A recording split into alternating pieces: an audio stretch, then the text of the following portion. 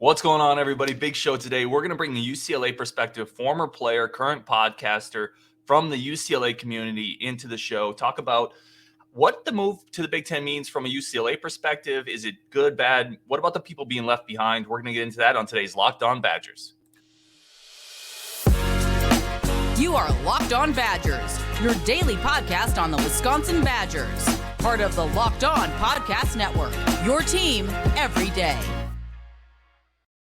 Hey, what's going on, everybody? I'm your host, Ryan Herrings. Thank you for making Locked On Badgers again one of your first listens every day. We continue to try to build a community. We continue to try to get great guests on the show, which I think we did today. I do want to take a second to say thank you to BetOnline for being one of the first sponsors of our show. BetOnline has you covered this season with more props, odds, and lines than ever before. BetOnline, where the game starts. We're going to start off. We're going to bring, I mentioned a UCLA perspective. We're going to bring Josh Woods into the show right now.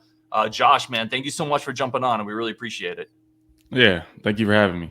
So for those who may not know, Josh Woods was a UCLA linebacker, big-time high school recruit, Pac-12 guy, grew up in Cali. I mean, you did grow up in Cali, correct? I know you were at one point living there. Yeah, about an hour away from UCLA. Yep. So Pac-12 guy through and through, a bunch of Pac-12 offers. I really just wanted to get you on the show to talk about when the news hit. Oh, and also, by the way, also co-host a UCLA podcast, Believe UCLA. So we're going to link that in the show as well and give Josh some time to talk about that and what he does there. So everybody can reach out and find him. Josh, I want to talk for a second. What was it like when the news hit? Was it surprising to you? Did you know something was up? What was your immediate reaction? Just shock. I mean, so currently I'm playing in the CFL for the BC Lions. So we were on a road trip. And my roommate at the time is also another UCLA guy, a punter. Get the news update on our phone, and we're just like, whoa, like this out of nowhere. And at the time, they were just like, this might just be a rumor.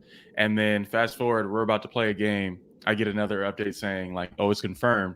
And of course, like I got to go tell the other Pac-12 guys on the team. We have a teammate that played at Oregon State, another teammate at Oregon, a few other Pac-12 guys. And I think we were just all kind of shook and taken back, like, this came out of nowhere and it's already done. And it's like, whoa, like, where do we go from now? So at the time, I was just kind of confused. It's like, why are we doing this? And then when like more news started coming out, I was like, oh, okay, I kind of understand. Like, yeah, you understand, but it feels really weird, right? Like the Pac-12 is an institution, UCLA is an institution. And to move to the Big Ten really in 2 years, I think it shocked everybody. I want to go here. You were a big-time high school recruit. Is this something that if you had been in high school at that time being recruited to, say, an Oregon, a Stanford, is this something that would make you second guess your decision? Is the Big Ten suddenly more appealing as to a recruit? Is the Pac-12 less appealing? I think the direction that college football is going in as a recruit, I would want to go to where I see it trending, and it's turning into maybe 2 power conferences, maybe 3. So like it would definitely factor into, I want to play on the biggest stages and I wouldn't want to get left behind. And that's where it looks like some of these other Pac-12s are getting left behind. So I think it would factor in a little bit. Is there any type of so we're going to talk about money in a little bit. Obviously, money's a big driver to this. College football's a big driver to this. Is there an argument to be made that the more money that flows into a college football program, the more NIL money comes to the athletes? And at the end, this is going to be much better for the athletes at UCLA and USC. Yeah. I mean, the whole NIL thing, I think that's catered to, of course, the student athletes, but it's factoring into, I think, a lot of kids' decisions of like, where can I make the most? So that's always going to factor in. So I think, the schools in the major markets are going to benefit off that the most. So I think the LA schools, some of the Florida schools, hopefully in basketball, like some of the New York schools are starting to take off a little bit. But I think this one in particular, this deal is going to benefit the athletic program and the resources that the school can provide for the athletes, especially I think for some of the sports that don't bring in as much money. So Olympic sports. For instance, I'm pretty sure our AD came out and said like we were going to have to cut some Olympic sports that we have national championships in, that we bring in some of the best athletes in the world in. So imagine having to cut those programs from a university like UCLA. It would have been tragic. So that's why I go to say, like, this move kind of had to be made for us to continue on the tradition and legacy at UCLA. How long will it take for it to feel natural, do you think? Like, will UCLA in the Big Ten playing Iowa, playing Penn State, playing Purdue, will that ever feel natural as a Cali guy? I don't think so. And this is Yeah. where I see the cons of this deal. Me being a California kid and then just to, continue on playing at the Pac-12 level in California. You're so accustomed to, like, the weather is a big thing. Like, they try to make it not seem like a big thing, but it is a big thing. Right. For our games, the coldest games we had would be like Utah, Colorado, some of the Washington schools, the Oregon schools a little bit. But in my whole time there, I played in the rain a few times. I never played in the snow. I've played in below freezing, but I've never played in single digits or Sure. anything like that. I mean, now me playing in Canada, of course I have to deal with stuff like that, but as a kid Yeah. coming up, like, I never had to deal with that. And I think the other thing is the traveling. You got to think, so for non-conference games you might have a few games that are in different time zones, and that felt at the time like a lot of traveling. But now going forward, half of your conference games are going to be in different time zones. That's a lot of traveling. That's, a lot of time that's going to take up in weeks, and that's going to start affecting your body, school, like all these other things. So I think that's where it's going to take a toll on the players the most. And then, of course, the last thing is probably like play style. I'm kind of interested to see how Chip Kelly answers and how Lincoln Riley answers, if they try to change the style and the type of recruits that they bring in, or if they just try to stick to their style and try to just bring a different energy and speed to the Big Ten. Yeah, maybe make the Big Ten adapt to them a little bit instead of vice versa. Because quite frankly, you're probably not, as UCLA or even USC, going to be a bigger, more physical team than Iowa or Michigan or Wisconsin, right? You're probably not going to do that, but you can be faster on the edges for sure with the athletes in California. Let me ask you another question. And I want to go back to this high school recruiting thing, because a lot of people have laid out the argument that this is good for the Big Ten. It'll open up California more for recruiting. Could you make the argument that a player that would have gone to UCLA or USC is now much more likely to stay at Cal, Arizona, Oregon if they don't want to travel? Is there maybe a benefit to the other Pac-12 schools here that they could steal some of those kids potentially? Possibly, but I don't see it. Like I said, I think the rest of the Pac-12 is trending down. Right. Again, they're gonna lose money and resources by us leaving, because I think the Pac-12 as itself, is going to lose money, losing two of the biggest and most traditional schools in the conference. You're going to lose viewership. You're going to lose possibly, sponsors and all that type of stuff, which again factors into the resources that the student athletes can get. So I don't know about losing recruits to those other schools. But the best players are going to want to go where the best situation is. You want the best competition, the best opportunity, the best platform. So that looks like it's going to be in the major conferences. Yeah, for sure. I'm just trying to paint, because and we're going to get into it later on the show. I feel so low key bad for the programs and some of the fan bases that feel left out in this, because we're all college football fans and we're all college football fanatics at the end of the day, right? And there's some great programs in the Pac-12 that aren't coming along, obviously. And we're going to talk about that later. I want to finish up on this. And you mentioned NIL. We talked about NIL. As a former athlete, a person that would have benefited really from this NIL stuff as a big-time prospect, a 4-star prospect on 247. I kind of want to ask this a two-part question. First, I think this was a long time coming. I think the NCAA botched this from the beginning. And if they had stepped up, we could have had NIL in a more structured way potentially. Yeah. Is there I say this from a sense of, I think the athletes should get paid, and I think this is a long time coming, but is there a way to regulate this in a way that would make sense? Is there something, or is this just going to be a free-for-all for quite a while? I think they definitely need to find a way to regulate it and just protect the kids, because I think it's a wild, wild west right now of like all these crazy deals and some people benefiting and some people getting lost in it.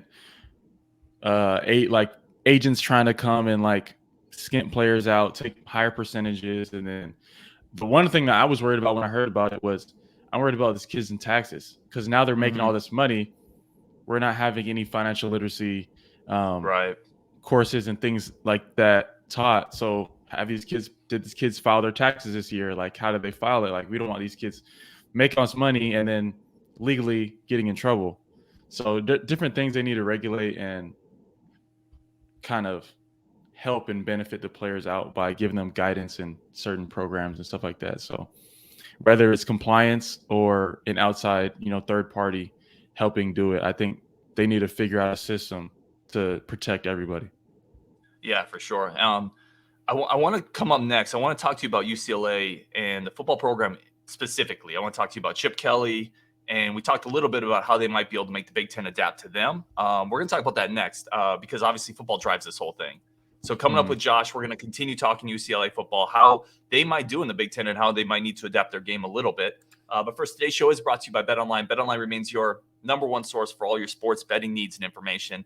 It's the reason we use it at Locked On. The website's intuitive, easy to use, a great spot for futures. We talked about Wisconsin over under 8.5 this season. Now with UCLA coming in, I'm going to have to get into the UCLA over and under and start paying more attention to those programs. Also a site with great Vegas games, online games, roulette, blackjack. Do it responsibly, but it's a really fun way to take your sports knowledge, test it, put a few dollars down on an MLB pennant race. Obviously, basketball's going on with the offseason, where Kevin Durant will go. There's the latest odds on that. Lots of things you can talk about on BetOnline, lots of things you can do. Head to the website today. Use your mobile device to learn more about the trends and actions. BetOnline, where the game starts. I want to thank everyone again for tuning into Locked On Badgers. We continue to build the community. We have a great guest today. We're going to bring Josh Woods back on. And I want to give you a sec, Josh, definitely to let everyone know where they can find you, especially with UCLA coming into the program or coming into the conference. People are going to want to learn more about UCLA, USC. Where can people find your work and what are you doing?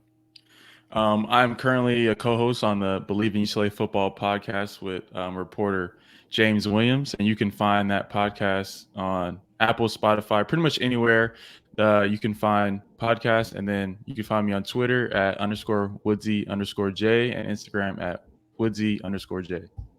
And I definitely recommend everyone go check out that podcast. I was able to listen to the Big Ten immediate reaction show that you guys had. It's one of the reasons I circled back and tried to reach out to you. I want to start here, and I'm a 49er fan as well, so I have Chip Kelly experience in my background, and I'm very curious from your perspective, running a football podcast, having played there. Is Chip Kelly the right guy at UCLA, or has the game kind of caught up to Chip?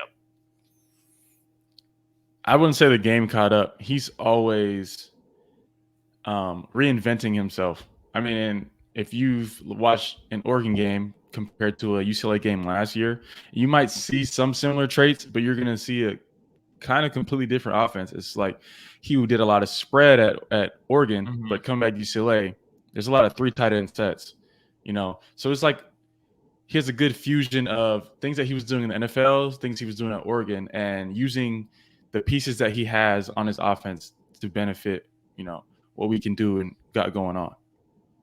Let's fast forward a couple years, because UCLA is coming in 2024 is what is the plan. What's a realistic expectation for UCLA football in the Big Ten? Just new energy and a shift. I think the best thing to do is kind of catch people off guard, or in the conference, if everybody might be comfortable or similar to a certain play style. So it's like now it's a whole new team or 2 teams they get to prepare for, which kind of might change a few recruits you get as far as having players that will combat a different style of play, if you know what I'm saying. So I know that Chip needs to start recruiting, like I said, a little differently, maybe have some more size up front on defense and offense, just to be able to play a different style of football. But I think if they do their thing recruiting wise and just have the system in place, they'll be able to, I wouldn't say shock the conference, but bring a new energy. And definitely different, like you said, a different kind of play style. Is there So again, going back to your time as a recruit, like you're familiar with UCLA's facilities, UCLA's football facilities, athletic facilities, and I don't think it's a stretch. I've heard this from other places that UCLA, it's good, but it's not at Oregon's level, for example. It's not at Ohio State's level, for example. Is there A, am I wrong on that? And then B, is the amount of money that's going to come from this Big Ten merger coming into the conference, the new TV money, is that going to be able to really help elevate? You talked about the Olympic sports, kind of the non-revenue sports, keeping those alive. Yeah. That's a huge deal, but they should be able to reinvest in football and basketball as well, I would think.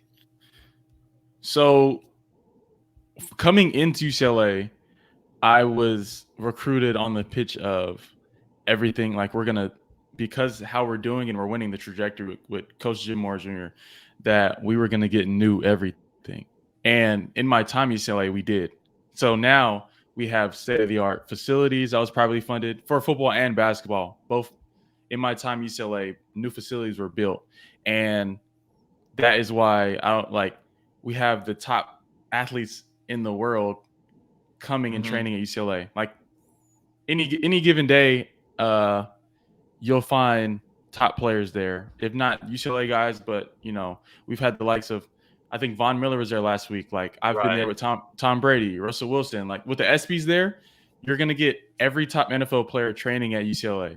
So our facilities and stuff like that for football are top of the line, from top to bottom, from food to equipment to the field, just all type of stuff. And being in LA, you get to benefit as a college player, getting to see how pros come in and work. I mean, I remember when Ndamukong Suh was with the Rams. Every Tuesday, he was in the weight room during the season. He had a deal worked out. McVay and Chip had a deal worked out where Suh could come in and use our weight room on Tuesdays, so he didn't have to go to the Rams facility. So he's in there while we're practicing. Like I said, I've got to talk and watch train like everybody, from the Watt brothers, all three of them coming in and terrorizing the weight room, to Odell rehabbing and coming in and putting in work. So as far as facilities and stuff, UCLA is top of the line. And same thing with basketball. I've seen everybody from KD to Russ is there often because he donated. He has a court named after him in the basketball facility. And whenever teams are playing the Lakers, they usually train at UCLA. So let me ask you this then.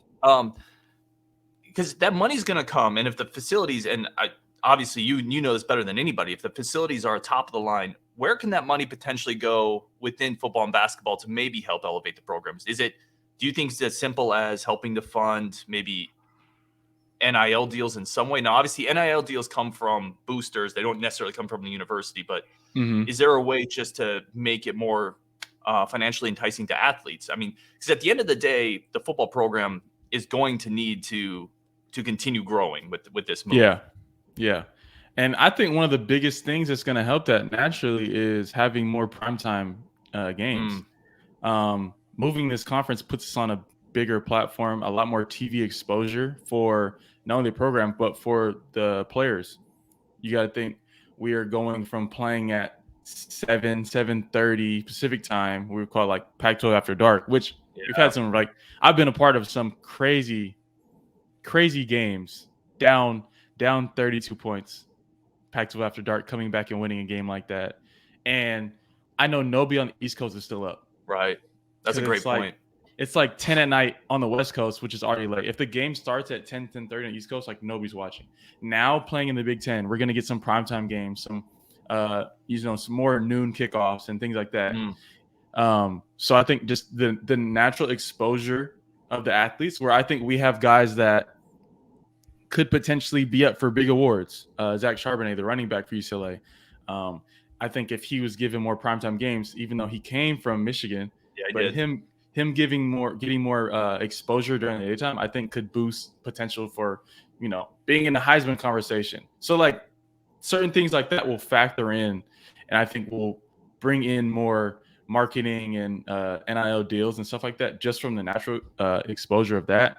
But I think the money coming from the conference is going to benefit, again, the Olympic sports that don't bring in as much money, even though they're winning championships and things like that. So maybe updating some of the other the facilities for some of the other sports and their resources, I think, is where this deal will benefit the most for us. That's a great answer. I mean, that's I think that hits a lot of the nail on the head there, because the Pac-12 always marketed Pac-12 After Dark as like a good thing, and I always felt like you're really losing 2/3 of the country, because even people in the Midwest aren't up for those games. Yeah, like how late it is. Like you're going to get good football, but it's like if you started watching when they did the ESPN College Game Day, that's like your day is you're tired. You might be tired of football at that point because it's been over 12 hours of just nonstop college football. So you're probably exhausted. And, you're done watching college football for the day. Right. You're not watching Oregon State going down to Tucson. You're just not. And it might be a great game, but you're not watching that. I think that's a great point. And you're also going to get now games in Columbus, playing Penn State, Michigan. Like, you are going to be upgrading the amount of marquee games for UCLA and USC. And with the branding and like tradition of UCLA and USC, and like now getting to be on that, like that's major, For sure. All right, coming up, I want one more segment with you if I can. I really appreciate the time. I want to talk to you a little bit about the people being left behind, fan bases, programs, the future of what you would consider the Pac-12, Pac-10, I guess now. I'd just love to get your take on that as we go forward. First, today's show is brought to you by the following sponsors. And we're going to bring Josh Woods back on the show. Josh, I really wanted to touch base with you on this one because I'm a college football guy. I've been watching college football for basically my whole life. I love the sport. I love the pageantry. I love all the rivalries. Is the Pac-12 dead now? I mean, is this basically the end of the Pac-12 as a power player? I think so. You're still holding on to, I think, Stanford, who's the most winningest program of all sports, of national championships, all that. But even I feel bad for them because now their biggest, I guess, rivalries in the conference are gone. And you have Oregon still holding on, which again, and I mean, I feel like I thought they were trying to get out, which I think would have benefited them, but they're not. So we'll see. I don't know what the conference has in play. I know they were trying to talk to other conferences of kind of merging, which I think would be best for them. But I think even if they merge with a Mountain West or any other conference, I don't think that they have enough high rollers for it to really catch national attention or like have people interested in watching those games. Yeah, I would agree. It almost feels like, and I'm curious on your take, there's almost a tier in the Pac-12 now. There's kind of an Oregon, maybe Washington, Stanford-ish type tier. Is there any other school that you think, as programs that are kind of sexy still, they're still out there that would appeal to a conference? Is there anyone else you'd put in that tier? Is Arizona in that tier, or are they not? Because with Arizona, you get Arizona basketball, but Arizona football is under construction right now. They're still trying to figure it out, with a new coach. Coach Fish, great coach, but they're still figuring. Yeah, but they're still trying to figure things out, and right now they're not ready. And then again, with UCLA and USC losing, I don't know how many more Pac recruits stay, or is it like I don't know if it's going to be harder for them to get the top kids. So I don't know what direction a lot of these schools are going to go in. Arizona State, if they didn't get in trouble, I think they have potential of being a really good candidate to make a move. But with the trouble that they got in, and a kid like Jaden Daniels leaving to LSU, which potentially a top quarterback, for next year.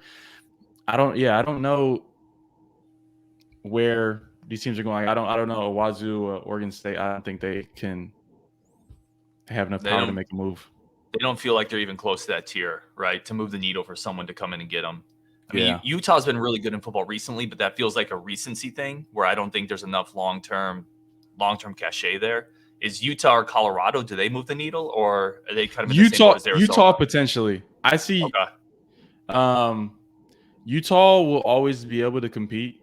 They always I mean, they always have guys, a lot of JUCO guys or guys come back from their mission, so they're always like they kind of like reload every year with guys that play hard, and the system they have in place can compete. And I mean, yeah, basketball not really. I know like they have gymnastics, like other sports that are kind of okay, but from a football perspective, I don't know if they have the look or like the flash that would entice somebody to pick them up. That a school like UCLA has. Like, for better or worse, UCLA is an iconic brand. USC is an iconic brand. You're bringing something there, and that's got to make you feel a little good on the inside that UCLA is among the wanted. But I want to ask you again, kind of leaving some stuff behind. What is UCLA football, UCLA fans, alumni going to miss most about the Pac-12? Is it playing Cal? Is it something else? Probably I mean, I hope they continue it, but the in-state rivalries and games. Mm-hmm. Like, I think even with USC and UCLA leaving, I think UCLA has to play Cal and potentially Stanford every year non-conference. I think USC has to play Stanford, and so those games I think need to be locked. And I think as a true Bruin, like, I want those games because it's like a big brother, little brother game. It's an in-house rivalry type sibling game. So I think that will be the biggest thing. I mean, some fans love the Pac-12 after dark if you're in California, yep. But other than that, I think UCLA fans are excited for the future because as a fan, you're going to get to see tougher games. You're going to get to if you travel, you're going to go to bigger stadiums. Yeah, bigger time games. I mean, playing at Penn State, playing at Michigan, playing at Wisconsin. Like, I don't think we have any games that were like that. I mean, playing at Oregon is cool, but I know it doesn't touch what that's going to be like.